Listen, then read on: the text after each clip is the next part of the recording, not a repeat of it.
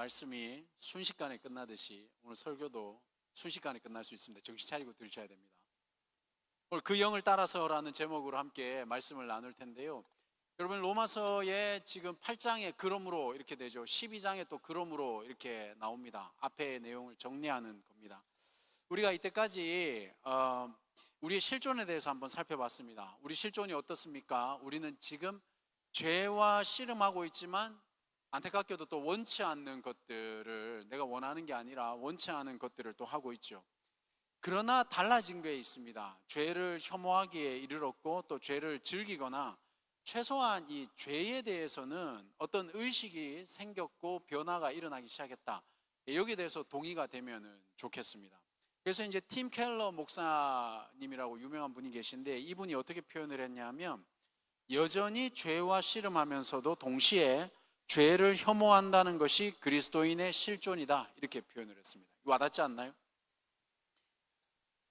나만? 이때 이제 주의할 게 뭐냐?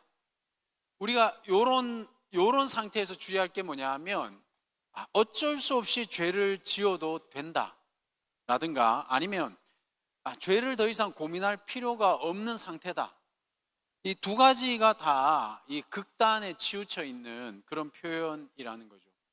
제가 지금 3주에 걸쳐서 제 얘기를 조금씩 나누고 있습니다. 그 이유는 간단합니다. 한 가지입니다. 저의 이런 이 고민들과 간증이 여기 앉아있는 수많은 거듭난 그리스도인들에게 아마 비슷한 고민일 거라는 생각이 있어서 제가 좀 제 거를 나눴습니다. 오늘도 조금 나누도록 하겠습니다. 저는 이제 실제로 성령 체험을 한 후에 제가 가지고 있던 좋지 않은 습관들이 그냥 갑자기 일순간에 끊어지는 체험을 했었습니다. 그러니까 이 엄청난 체험을 한 후에, 그런데도 불구하고 해결되지 않는 고민과 문제가 여전히 제 안에 한 가지가 존재하고 있더라는 거죠. 그래서 제가 고린도 후서 12장 7절에서 9절 말씀을 좋아하기도 하지만 상당히 공감이 되는 말씀입니다. 한번 들어보십시오. 여러 계시를 이거 바울이 적은 겁니다. 고린도 후서. 여러 계시를 받은 것이 지극히 크므로 너무 자만하지 않게 하시려고 내 육체에 가시 곧 사탄의 사자를 주셨으니 이는 나를 쳐서 너무 자만하지 않게 하려 함이라. 이것이 내게서 떠나가게 하기 위하여 내가 3번 주께 간구하였더니 나에게 이르시기를 내 은혜가 내게 족하도다. 이는 내 능력이 약한 데서 온전하여 짐이라 하신지라. 그러므로 도리어 크게 기뻐함으로 나의 여러 약한 것들에 대하여 자랑하리니 이는 그리스도의 능력이 내게 머물게 하려 함이라. 아멘. 오늘 주어서가 이제 찬양도 이와 비슷한 것을 같이 우리가 정해서 같이 불렀던 것 같은데요. 물론 이제 저는 제 수준을 사도 바울에게 비교하고 이런 거는 아닙니다. 그 수준이 안 되는 건 알죠. 그런데 이 사도 바울의 이 고린도후서 말씀을 제가 이제 심증적으로는 동의한다, 이런 말씀을 좀 드리고 싶습니다. 그런데 저의 의무는 이건 거죠. 왜 불필요한 것들을 한 번에 해결해 주지 않고 저한테 이렇게 남겨주셔가지고 매번 이렇게 기도하고 애써도 연약함만 드러날 뿐이지 개선의 여지가 일어나지 않는가? 저만 그렇습니까, 여러분? 그러면 이 사라진 죄된 습관과 또 이 저의 이런 사고들, 이건 또 뭔가? 예수 그리스도를 영접하는 그 순간에 옳지 않다고 했던 것들이 일순간에 끊어졌는데, 동시에 나를 끊임없이 괴롭히는 하나님 앞에서의 연약한, 이건 아무리 기도해도 사라지지 않는 이런 괴로움.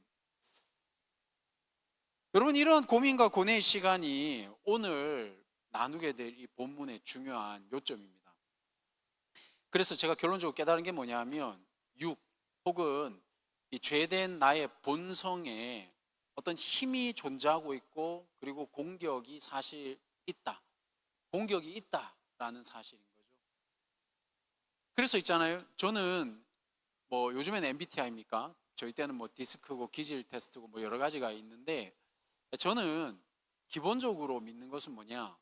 보혈이 우리의 모든 이 MBTI와 기질을 이긴다. 이게 제가 믿는 바입니다. 우리 기질이라는 것은 있을 수밖에 없는 거예요. 그렇죠? 그런데 그게 우리의 핑계거리가 돼서는 안 된다. 이렇게 생각을 합니다. 여러분, 그런 의미에서 8장 1절 한번 보시겠습니까? 거기에 특별히 8장 1절 9절에 보면 정죄함이 없나니 라는 구절에 한번 주목해 보십시오. 그러니까 이 말씀은 분명한 위치를 우리에게 설명해 주고 있습니다. 어떤 위치일까요? 예수 안에 있으면 뭐가 없다고요? 정죄가 없다는 겁니다. 정죄가. 그렇다면 반대 상황도 존재할 수 있다는 거겠죠. 그러니까 예수 안에 있는 사람들에게 정죄함이 없다라면 예수 안에 있지 않는 사람들한테는 뭐가 있겠습니까? 정죄가 있다는 겁니다. 정죄가 뭐죠? 유죄가 있다는 거예요. 죄가 있다. 예수 안에 있으면 정죄가 없지만 예수 밖에 있으면 정죄가 있다. 8장 1절에 쓰여져 있는 이 정죄, 헬라어로는 카타크리마라는 단어인데 이것은 일반적으로 법적인 용어입니다. 이게 바울이 특히 법적 용어를 많이 사용합니다. 그런데 이 마지막에는 이 법적 용어라는 건 뭐냐 하면 유죄 선고에 해당되는 게 이 정죄에 해당이 되는 겁니다. 너 죄가 있다. 이렇게 법적으로 말하는 겁니다. 그런데 이걸 조금 더 우리가 신학적으로 보면은 마지막 최후의 심판에 대해서 정죄가 없다라는 건 뭐죠? 우리가 마지막 순간에 받게 될 그 심판에 대해서 우리는 지금 죄가 없다는 겁니다. 이게 이해가 되십니까? 이게 우리의 지금 상태입니다. 여러분, 제가 좀 더 설명을 드리겠지만 이건 한 번에 좀 이해가 안 될 가능성이 높아서 최후에 받을 심판이 지금 현재로 당겨져서 우리는 정죄를 함이 없다라고 여겨지고 있는 상태입니다. 근데 우리가 지금 살고 있는 실존은 뭡니까? 최후의 심판이 아니잖아요. 그 마지막 때를 살아가고 있는 지금 시기 아닙니까? 이렇게 우리의 실존이 이렇게 공존하고 있다는 거죠. 근데 이제 문제는 뭐냐면 사람들이 겁도 없이 이런 것에 대한 이해가 없이 하나님을 조롱한다라는 게 좀 문제입니다. 보통 이런 얘기 들어봤습니까? 하나님이 계시면 세상이 왜 이러냐? 이게 참 웃긴 겁니다. 죄는 사람이 짓고 왜 하나님을 조롱하는지. 이 세상에 일어나는 범죄 하나님이 저질렀습니까? 사람이 저질렀습니까? 그죠? 근데 이렇게 조롱을 한단 말이에요. 하나님이 계신데 세상을 바로잡아야 되는 거 아니냐? 이 말도 웃긴 거 아닙니까? 돈은 사람이 벌고 바로잡는 건 하나님이 잡아야 됩니까? 이상하잖아요. 그렇죠? 근데 이런 식으로 교회 다니는 사람이나 안 다니는 사람이나 이런 초등학생 같은 이런 논리로 하나님을 함부로 이렇게 조롱을 한단 말이죠. 근데 여러분, 그것은 우리가 걱정하지 않아도 이 심판이라는 것은 오게 돼 있다는 것이 성경이 하시는 말씀입니다. 그러니까 하나님은 마지막에 공의롭게 심판하실 것을 분명히 약속하고 계십니다. 근데 문제는 뭐냐? 세상이나 우리나 그 하나님을 그렇게 조롱하고 있는 우리가 과연 그 하나님이 공의롭게 심판하실 그 순간에 감당할 자신이 있냐? 이게 문제죠. 세상은 정말 그 심판을 받을 준비와 자세가 되어 있어서 그렇게 이 하나님을 조롱하는 걸까요? 제가 볼 땐 겁이 없다. 우리도 마찬가지입니다. 우리가 겁이 없으니까 하나님을 너무 가볍게 여기고 이 세상을 너무 눈치 없이 신앙생활하면서 살아가는 거 아닌가, 이런 생각을 한번 해보는 거죠. 여러분, 이게 누가복음 23장에 보면 나옵니다. 예수님께서 이제 십자가에 못 박히신 장면이 누가복음 23장에 나오는데 이때 그 옆에 있던 수많은 백성들과 관리들과 군인들이 겁도 없이 예수님을 조롱합니다. 그렇죠? 근데 더 겁이 없는 건 그 두 행악자가 예수님 좌우에 같이 처형을 받는데 그 중에 하나가 이같이 비방을 합니다. 예수님에 대해서 내가 그리스도가 아니냐, 너와 우리를 구원하라, 이렇게 조롱하면서 예수님을 비방합니다. 그러니까 그 반대편에 있던 그 행악자가 이렇게 얘기하죠. 야, 우리는 죄 지어서 십자가에 달리는 거지만 이분은 그런 분이 아니다. 상당히 이 행악자는 메타인지가 발달해 있는 그런 죄인인 겁니다. 우리가 분명히 알아야 될 게 뭐냐면, 여러분, 이 구원이라는 것은 예수를 조롱한다고 해서 일어나는 것이 아닙니다. 그죠? 구원은 그렇게 매달리신, 우리 눈에 보이는 아무런 힘이 없는 처량한 그 예수를 믿어야지 일어나는 것이지, 조롱한다고 해서 진리가 변하거나 혹은 조롱하지 않는다고 해서 하나님의 시간이 우리에게 다가오지 않거나 그런 게 아닌 겁니다. 그죠? 이걸 우리가 잘 분별을 해야 되는 거죠. 그래서 오늘 8장 1절 말씀을 한번 보시면, 그리스도 예수 안에 있는 자에게 최종 심판 때에 뭐가 없다고 얘기하십니까? 정죄함이 없다. 우리는 마지막 심판 때에 뭐를 받은 사람들입니까? 예수 믿는 사람들은 정죄함을 받지 않는다.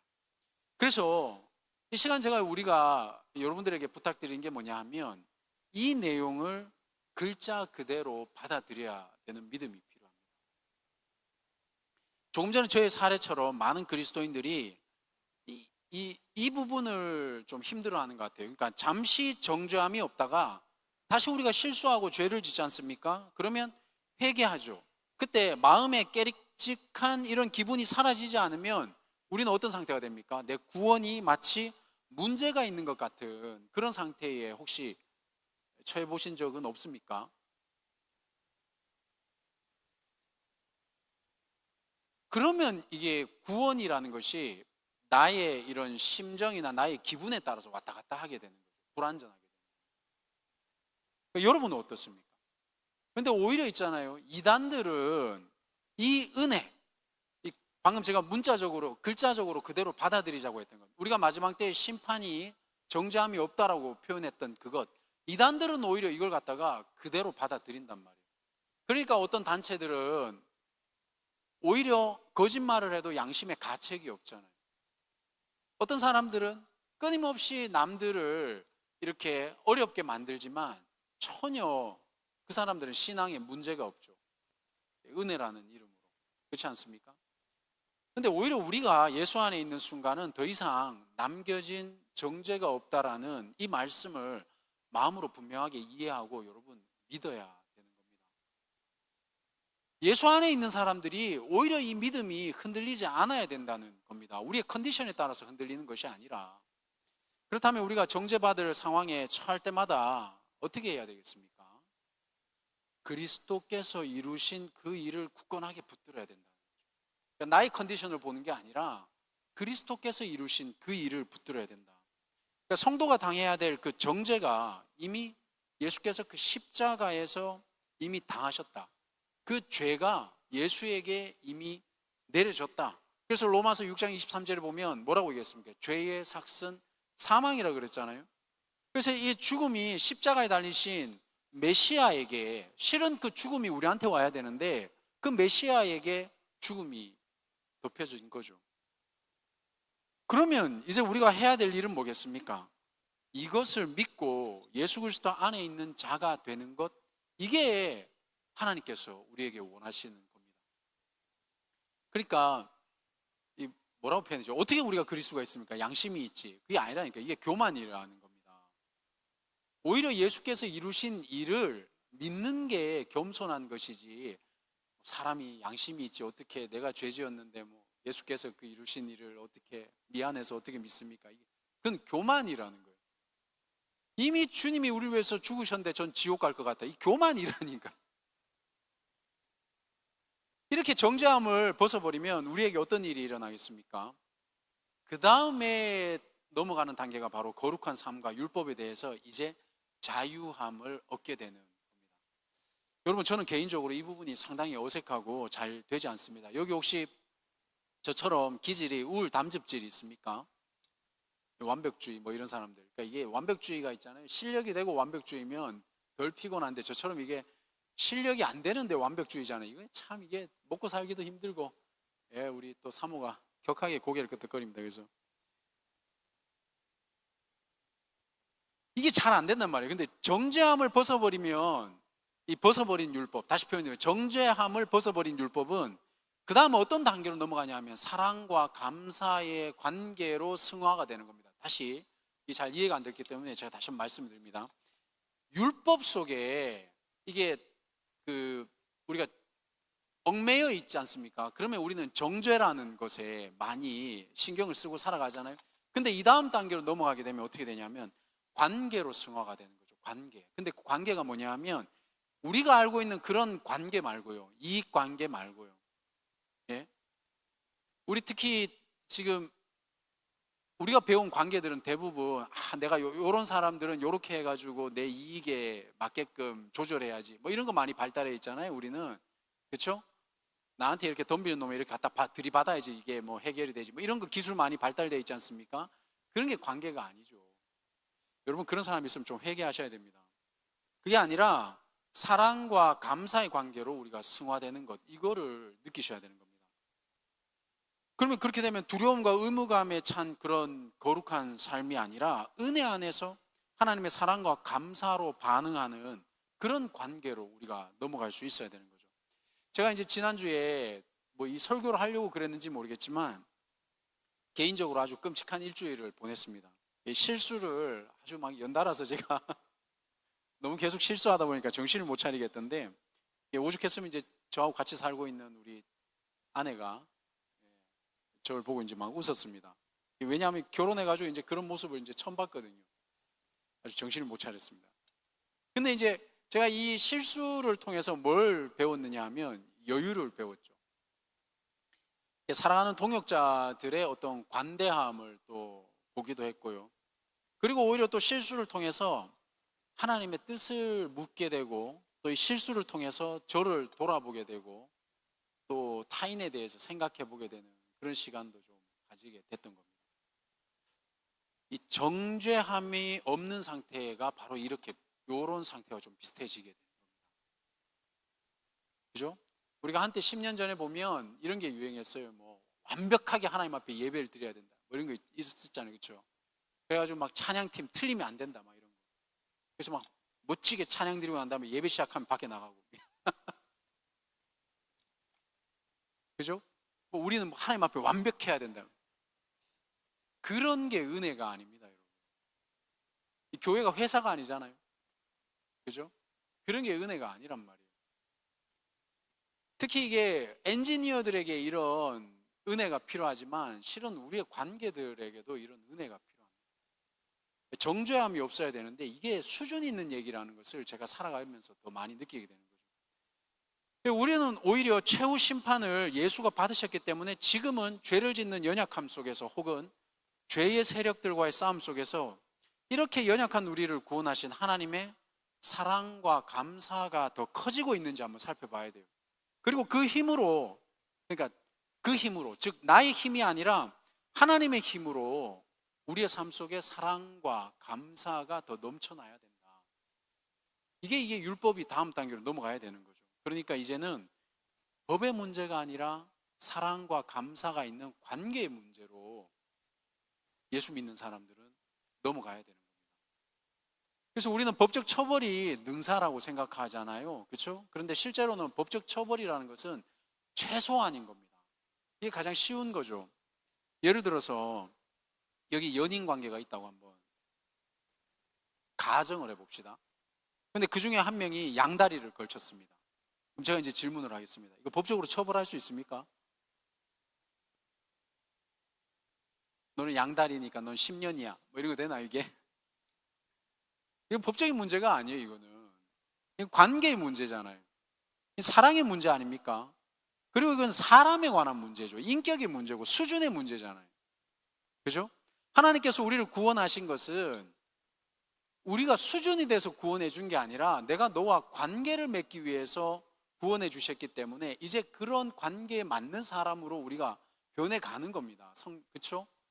우리가 어떤 수준으로 갔기 때문에 하나님이 이뻐 보시는 게 아니라 우리가 그분과의 관계를 맺고 있기 때문에 하나님은 그냥 그게 기쁘신 거예요. 사람에 관한 문제잖아요. 그렇죠? 하나님은 우리를 처음 창조하실 때도 우리에게 원하신 게 뭡니까? 관계를 원하셨던 거예요. 그래서 예수께서 오늘 표현해 보시면 지금 8장 여러분 생명의 사망의 너를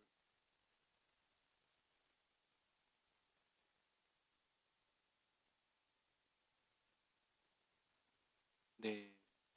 거기 3절 보시면 죄로 말미암아 이렇게 되어 있거든요. 이게 근데 실제로 원어로 보면 이게 속죄제물이라는 뜻입니다. 우리말로는 죄로 말미암아 이렇게 표현되어 있는데 헬라어로는 속죄제물을 뜻인 거거든요. 속죄제물은 뭡니까? 우리가 제사가 5가지 방법이 있는데 속죄제사라는 것은 하나님의 말씀을 부지중에 죄를 짓거나 혹은 내가 의도하지 않아서 죄를 지었을 때 이때 하나님 앞에 드려지는 제물이 그게 은연중에 짓는 죄에 대해서 내가 모르는 죄에 대해서 드리는 제사가 속죄제거든요. 예수께서 우리의 그런 모든 죄를 위해서 속죄 제물이 되어 주신 겁니다, 여러분. 그래서 예수께서 속죄 제물이 되신 후에 우리한테 원하시는 게 뭡니까? 야, 내가 너의 그런 모든 죄를 사해 주고 난 다음에 너 똑바로 살아야겠어요? 똑바로 살아야 맞지. 근데 관계를 원하시는 거예요. 관계를. 그죠? 이건 뭐 마찬가지 아닙니까? 자식 키워 놓으면 자식이 부모가 제일 원하는 게 뭐겠습니까? 자식이 부모를 알아주는 그 관계를 원하지 않겠어요? 지금 요즘에 참 안타깝잖아요. 그래서 뭐 우스갯소리지만 부모가 자식들한테 재산을 안 준다면서요. 죽을 때까지. 돈 주고 나면 얘들이 안 찾아온다고. 그게 관계입니까? 예? 그건 이익관계 아닌가요? 그래서 계속해서 하나님이 창조 때도 그랬지만 예수가 속죄 제물로 드려지고 난 이후에도 우리에게 원하는 게 뭐죠? 관계를 원하고 계세요. 관계. 그러니까 하나님께서는 우리에게 지금도 인격적으로 알아가기를 원하시고 사랑하기를 원하시고 그분이 행하신 일에 우리가 감사하기를 원하시고 그죠? 이런 건데 우리는 그런 건 없이 지금 마음에도 없는 율법 조항을 지키는 것으로 만일에 구원을 이해하고 있다면 로마서 8장의 말씀을 우리가 제대로 이해하기가 힘든 거죠. 그렇죠? 이거를 악용하면 안 된다고요. 그러니까 하나님 관계를 원하시니까 내가 멋대로 살아야지. 그러니까 이걸 관계 수준을 잘 모른다는 거죠. 사랑하는 연인이 있는데 얘가 모르면 내 마음대로 살아야 되는 것. 이거하고 똑같진 않지만 비슷하게 기분 나쁘단 말이에요. 그죠? 갑자기 막 기분 나쁜 일이 생각이 나는 거예요. 제가 학교 다닐 때 학부 때 성적이 상위에 있는 친구랑 말다툼을 한 적이 있었는데 그 친구가 이게 막 컨닝 페이퍼를 막 작성하더라고요. 그래서 제가 야, 너 이거 이렇게 해서 장학금 탔냐? 내가 물으니까 얘가 이제 당당하게 그렇게 해가지고 이제 좋은 성적을 얻었어요. 예, 몇 등이라고 얘기하면 걔가 누군지 알기 때문에 좋은 성적을 얻었어요. 여러분 이런 겁니다. 이 눈가림이라는 것이 우리의 인격이요, 우리의 수준이요, 우리의 관계요. 그죠? 하나님과의 이 관계를 법적으로 따지는 게 아니란 말이에요. 그런 맥락에서 로마서 8장 2절을 한번 보시면 법적인 죄가 해결되었고 이제는 우리 안에 어떤 게 들어왔습니까? 생명의 성령의 법이 죄와 사망의 법에서 우리를 어떻게 하신다고요? 해방하신다라고 우리에게 말씀해 주고 있는 겁니다. 그래서 여러분 지난주에 제가 법에 대해서 3가지를 말씀드렸는데 오늘 2가지가 나온 겁니다. 1절에 한번 보시면 1절의 법은 이게 바로 율법 같은 하나님의 법에 대해서 얘기하는 겁니다. 그러면 지금 2절에 나온 법은 1절과 같은 법이냐? 아니라는 거죠. 세력이나 영향력 같은 이런 법을 얘기를 하는 겁니다. 그러면 원래 율법을 지키면 우리에게 무엇이 주어지는 거죠? 생명이 주어지는 겁니다. 선악과 먹지 말라 그랬기 때문에 그 율법을 지켰으면 실은 우리에게 생명이 유지되는 거 아닙니까? 그래서 우리가 원래 율법을 지키면 생명을 얻는 것인데 우리는 그걸 지키지 못해서 생명을 받지 못한 상태가 됐죠. 그 상태에서 죄와 사망의 법의 세력에 지금 종로로 타고 있었던 게 우리의 옛날의 모습 아닙니까? 그런데 이제는 어떤 게 들어왔다고요? 생명을 주시는 성령이 죄와 사망의 법에서 우리를 지금 해방시켜 주셨고 4절 한번 보실래요? 심지어 4절의 말씀을 보시면 성령을 따라 살면 우리는 율법의 요구도 이룰 수 있게 됐다라고 지금 오늘 말씀은 우리에게 증거하고 계신 겁니다. 여러분 우리는 율법을 이루지 못하는 연약한 육신을 갖고 있었는데 생명의 성령의 법이 제일 처음에 예수께서 먼저 죄의 문제를 죽음의 문제를 해결하시고 난 다음에 그 다음 우리에게 생명의 성령의 법이 들어와서 연약한 육신으로 말미암아 할 수 없는 그 율법을 그 성령께서 심지어 율법을 지킬 수 있게끔 해주신다라는 게 오늘 말씀이라는 거예요. 그러니까 이 성령이 즉 생명의 성령이 우리가 율법을 순종할 수 있는 힘을 주시는 근원이 되는 겁니다. 여기까지 이해하셔야 되는 겁니다. 그렇다면 이제 8장 1절에서 4절의 말씀의 내용이 아주 클리어해졌습니다. 한 가지 명확한 질문만 남았다는 뜻입니다. 그게 뭡니까? 자, 왜 하나님은 3절에 보시면 자기 아들을 죄 있는 육신의 모양으로 보내셔서 그 육신의 죄를 정하시고 우리가 받을 죄를 감당하게 하시고 난 다음에, 그쵸? 여기 지금 3절에서 1절 내용입니다. 그리고 2절을 보시면 생명의 성령의 법으로 죄와 사망의 법에서 우리를 해방시켜 주신 이유가 뭐냐라는 게 오늘 말씀의 요지가 되는 거죠. 왜 그러셨을까? 예? 여러분, 우리가 지금 예수께서 우리의 죄 문제를 해결하셨다, 우리는 구원받으셨다, 이것까지는 다 알고 있는 내용이잖아요. 그죠? 근데 그거 왜 하셨냐라는 거예요. 그 다음 단계로 우리가 넘어가는 게 로마서 8장의 지금 시작에 있어서 중요한 의미라는 거죠. 다시 말해서 예수께서 성육신 하셨지 않습니까? 우리의 모양으로, 여기 보면 우리의 모양으로 이렇게 표현되어 있거든요. 그렇게 성육신 하셔가지고 십자가에서 죽으시고 부활하신 것은 결국에 4절에서 요구하고 있는 어떤 삶? 거룩한 삶을 살기를 우리한테 원하시기 때문에 그 일을 감당하신 겁니다. 그래서 이걸요, 팀 켈러 목사는 어떻게 표현했냐 하면요, 죄를 지을 때마다 우리는 예수 그리스도의 이 공생애와 죽으심 그리고 사역을 헛되게 만드는 것이다 라고 팀 켈러 목사는 얘기를 했죠. 이 말이 이해가 되죠? 그러니까 우리의 구원의 문제가 흔들리는 게 아니라 우리가 죄 지을 때마다 실은 예수님이 하셨던 그것들에 대해서 우리는 헛되게 만드는 짓을 하고 있는 거라는 거예요. 그래서 저는 이걸 다르게 표현을 합니다. 팀 켈러 목사가 더 유명하니까 그분 먼저 얘기해 주시고, 이제 제 생각, 별로 유명하지 않은 제 생각. 이것을 거룩하게 살려는 동기가 나를 사랑하시는 그분, 그리고 내가 사랑하는 그분과의 관계 때문이라고 저는 생각을 합니다. 만일에 나를 사랑하셔서 내 죄를 담당하시고 죽으시고 부활하신 예수에 대한 이 은혜와 감동이 아니라면 도대체 어떤 이유로 우리가 거룩하게 살아야 될 이유가 있겠습니까? 여러분 왜 거룩하게 안 살아요? 우리는 왜 거룩하게 안 삽니까? 예? 왜 초등학생들처럼 교회 다니면 되지, 요 정도 수준에 머물러 있습니까? 하나님이 그 정도 수준 원하셨습니까? 그러면 여러분 직업을 정할 때는 왜 돈 많은 데 가려고 그래요? 그냥 먹고 사는 정도만 벌면 되지. 왜 육신의 욕심은 끝이 없으면서 하나님의 신령한 이 욕심에 대해서는 왜 끝이 있습니까? 그 질문하는 거예요 지금. 왜 적당히 예수는 믿는데 적당히 이 땅에서는 성공하는 것에 대해서 그냥 그게 용납이 되냐는 거예요, 제 말은. 예수를 믿는 성도에게는 생명이 심겨진 것입니다. 그래서 여러분, 생명이 심겨졌기 때문에 우리 안에는 뭐가 생기는 거죠? 갈등이라는 게 생기기 시작하는 겁니다.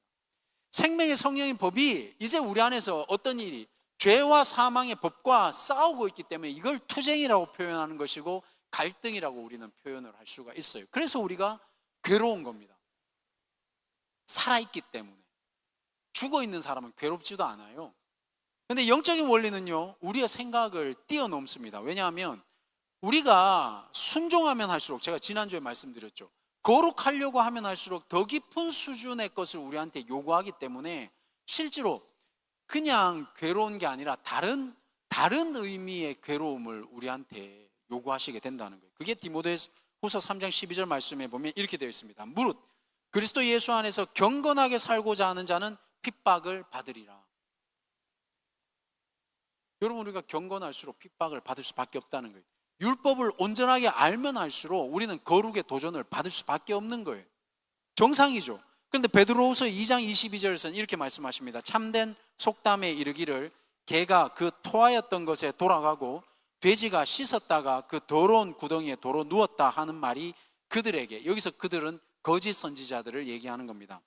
그들에게 응하였도다라고 말씀하셨습니다. 아멘입니다. 여러분, 디모데후서 3장 12절은 경건하게 사는 사람이 대상인가 하면 베드로후서 2장 22절은 거짓 선지자들에 대해서 말씀하고 있는 겁니다. 우리에게 갈등이 없다라는 것은 우리의 수준을 드러내는 겁니다. 결국에 여러분, 거짓 선지자는 혹은 거짓은 혹은 죄는 죄를 짓기 때문에 갈등이 없는 겁니다. 내가 죄의 상태이기 때문에 갈등이 없는 겁니다. 그런데 생명의 성령의 법을 받은 우리는 이 죄와 사망의 법의 노예가 아니기 때문에 지금 갈등이 일어나는 거예요. 우리가 사회 속에서 실은 어떻게 표현해야 됩니까? 얼마 전에 이제 어떤 분이 저하고 그런 얘기를 잠깐 나눴습니다. 왜 이렇게 부조리가 많습니까? 거기 들어가려고 그렇게 기도하고 노력하고 취업을 했는데 들어가서 얼마 직장 생활 안 하다 보니까 이게 너무 부조리한 게 많은 거예요. 살아있기 때문에 여러분 갈등이 있는 겁니다. 그런데 그 갈등과 투쟁의 현상에서 우리가 처절하게 깨닫는 게 뭡니까? 그것을 이길 힘이 나에게 없다라는 걸 깨닫게 되는 거죠. 그래서 우리가 좌절하게 되는 겁니다, 여러분. 그런데 불신자는 좌절하지 않습니다. 혹은 이거 뭐 표현이 좀 적절치 않지만 적당하게 신앙생활하는 사람도 좌절하지 않습니다. 왜? 그냥 맞추면 되니까. 이거는 자신의 실체를 모르기 때문에 일어나는 현상인 거죠. 그런데 우리는, 성령 받은 우리는 좌절하는 게 정상이라는 거죠. 왜? 내 힘으로 안 되는구나 라는 것을 깨달았기 때문에 좌절이 일어나는 겁니다. 그래서 우리는 지금 누구를 바라봐야 되는 겁니까? 혹은 누구를 의지해야 되는 겁니까? 예수를 바라봐야 되는 거고, 생명의 성령의 법, 내 속에서 역사하시는 성령을 의지해야 되는 겁니다. 우리가 연약할 때마다 실은 성령을 의지해야 되는 거죠. 여러분, 죄를 회개함으로 성령을 의지해야 되는 겁니다. 혹은 말씀을 들음으로 성령의 능력을 받아야 되는 겁니다. 근데 가장 중요한 게 뭐냐? 저도 이거 깜짝 놀랐습니다. 준비하면서. 결국에는 순종해야 성령을 체험할 수 있게 되는 거죠. 이 체험의 순간, 이 감동의 순간, 이 갈등의 순간에서 우리가 왜 체험을 못하느냐, 왜 능력을 못 받느냐? 순종한다는 게 너무 괴롭잖아요. 너무 힘들거든요. 그거는 저도 마찬가지고 똑같은 겁니다. 그래서 인생 살아가는 기술이 많아진다는 것이 그렇게 기쁜 것만은 아닙니다. 어느 순간에 자신을 보면 이 페르소나라고 그러죠. 가면만 늘어가는 것을 발견하게 되는 거죠. 말씀을 정리하도록 하겠습니다, 여러분. 최근에 저와 이제 수년 전에 저하고 같이 공부했던 같이 일을 했던 분이 저한테 상담 전화가 왔습니다. 이분 능력이 되게 많은 분이거든요. 그렇게 물론 더 많이 돈 버는 사람도 많지만 한 달에 1,000만 원 우습게 버는 그런 사람이었어요. 근데 이분이 최근에 교회를 다니게 됐습니다. 교회를 다니게 됐는데 자기 주변에 소위 신앙이 있다라는 사람의 모습을 보고 갈등을 느낀 거예요. 그래서 저한테 이제 질문을 2가지 했습니다.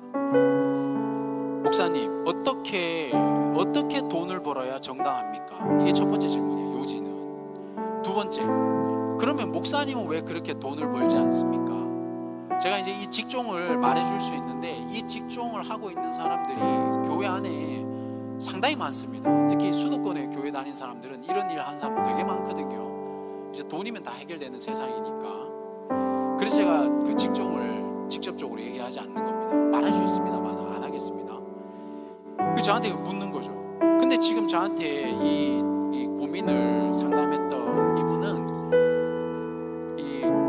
얼마 전에 그 전에 하던 일들을 그만두고 다른 일을 시작을 했는데 여기서도 성과가 있어서 되게 큰 돈을 벌었던 것 같아요. 근데 그 일을 그만뒀다 그러더라고요. 그래서 제가 물었죠. 왜 그만뒀냐? 교회 다닌 지 얼마 안 된 사람입니다. 그러니까 여기 교회 오래 다닌 사람들은 가슴을 치면서 들으셔야 돼요, 여러분. 내가 성경을 배워보니까 이렇게 살면 안 되겠다라는 게 느껴지더라는 거예요. 이게 예수 믿는 사람, 예수를 제대로 영접한 사람의 고민과 갈등이라는 겁니다, 여러분. 자기는 성경을 공부하면 공부할수록 돈이 된다고 해서 아무거나 하면 안 되겠다라는 생각이 들었다는 거예요. 그래서 한 달에 소위 말하는 진짜 500 이상 되는 직장을 그냥 버려버리는 거예요. 이건 엄청난 도전 아닙니까? 저한테 묻는 거죠. 목사님은 왜 그러면 그 일 안 합니까? 제가 그랬어요. 내가 만일 목사가 아니라면 했을 수도 있다. 그리고 나에게도 그런 제안들이 엄청 많이 들어왔었다. 근데 목사라는 것은 나의 말과 나의 행동과 나의 삶이 하나의 메시지가 아니냐. 내가 그 일을 해도 되는 것은 나를 보는 수많은 연약한 믿음을 가진 사람들이 아, 저거는 해도 되는구나 라고 생각하지 않겠느냐. 여러분, 그리스도인이라는 것은 바울은 편지라고 얘기를 했지만 우리의 삶이 메시지인 겁니다. 결국에 우리가 한다라는 것은 그것은 은연중에 누가 볼 때는 아, 해도 되는구나 라는 메시지가 되는 거죠. 여러분들, 우리에게, 일반인들에게 이런 걸 얘기하는 것은 어려운 얘기지만, 근데 어찌됐건 저는 좀 또 다르잖아요, 또, 그렇죠? 그러니까 빨리 이걸 그만두고 저는 돈 버는 곳으로 가는 걸. 그분의 말이 제가 머릿속에 남아서 이렇게 얘기했어요. 높은 수익을 내는 일도 중요하지만 사람을 도구화해서 돈 버는 것을 싫었다, 이렇게 표현을 하더라고요. 사랑하는 여러분, 이것이 죄사함 받고 성령 받은 사람의 어떤 일면이라고 생각을 합니다. 개인의 가치관은 다 다르겠으나 우리는 한 분 하나님을 모시고 같은 말씀을 보고 있지 않습니까? 그런데 왜 어떤 이는 정욕에 따라 살아가고 있고 어떤 이는 하나님의 뜻에 순종하려고 스스로 자신의 욕심을 쳐서 십자가 앞에 내려놓고 그렇게 살아가는 겁니까? 우리의 수준은 다르겠지만 우리가 기억해야 될 건 우리의 방향성은 똑같아야 된다는 겁니다. 그래서 우리가 누구를 정죄하는 율법이 아니라, 왜냐하면 수준이 다르니까, 그렇죠? 누구를 정죄하기 이전에 우리는 방향성은 똑같으니까 최소한 우리가 거룩한 삶을 살려고 각자의 삶의 자리에서 노력해야 되지 않겠습니까? 이것이 바로 오늘 말씀, 성령을 쫓아 사는 것, 생명의 성령의 법이 우리 안에 들어와서 우리의 삶을 이끄시는 것. 우리의 힘으로 안 되니까 우리의 죄를 감당하신 십자가를 지신 예수를 바라보고, 그런데 우리의 삶의 존재 자체에는 생명의 성령의 법이 능력 주셔야 되니까 성령을 의지해서 우리가 살아가는 겁니다. 사랑하는 여러분, 하나님께서 우리에게 원하시는 것은 거룩입니다. 얼마 전에 저희 아이가 왜 교회는 자꾸 막 헌금을 내야 돼요? 뭐 이런 질문을 하더라고요. 제가 아들한테 물었죠. 그 말이 일리가 있지만 난 네가 도대체 그렇게 불평을 할 정도로 얼마나 헌금을 했는지 잘 모르겠다.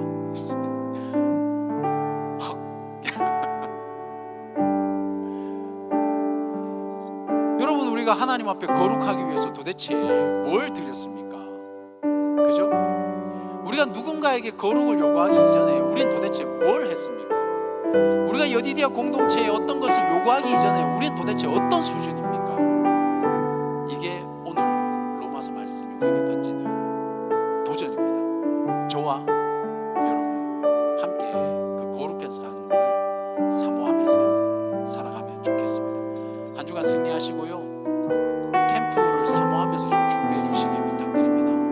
여러분의 정과 욕심을 십자가에 받고 은혜 받는 자리에 갈 수 있기를 소원하고, 또 다음 주에 신앙의 자리를 떠났던 이들을 위해서 우리가 한 주간 동안 이 기도회가 있지 않습니까? 네, 다음 주 금요일은 다 같이 기도하는 시간이고, 월요일부터 목요일까지는 사명자들 함께 교회에서 캠프를 위해서 기도하는 시간들도 가집니다. 여러분, 일로 생각하지 마시고 영혼을 생각해서 함께